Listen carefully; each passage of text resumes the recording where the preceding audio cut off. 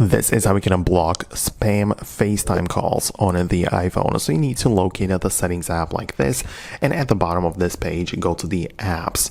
This is an alphabetically ordered list of every installed app on your phone, and scroll through it until you find FaceTime. So as you can see, it is part of the app section. So get inside the FaceTime and again, scroll through the options, and somewhat closer towards the bottom, you should be able to find the call filtering as well as silencing unknown callers. And these toggles are in fact very important. So as you can see, first one from the bottom is the FaceTime spam. So calls identified as spam or fraud will be silenced and moved to the spam list.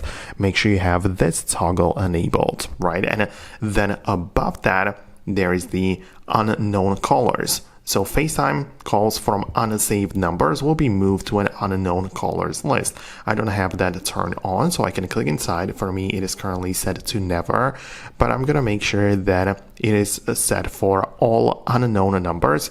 I can only choose it for international numbers if I wanted to, but that's the option I'm gonna go with for all of them.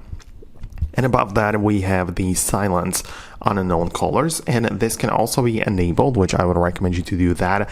And this essentially means that calls from people you don't know will be sent to voicemail and displayed in the recents list, but it will not make the actual device ring. So this is how you can make sure that you are only getting calls from the people you want within the FaceTime, and that's one of the best features you can have enabled on your phone, honestly. So let me know what you think below. Subscribe for more videos and tutorials like this one, and I'll talk to you later.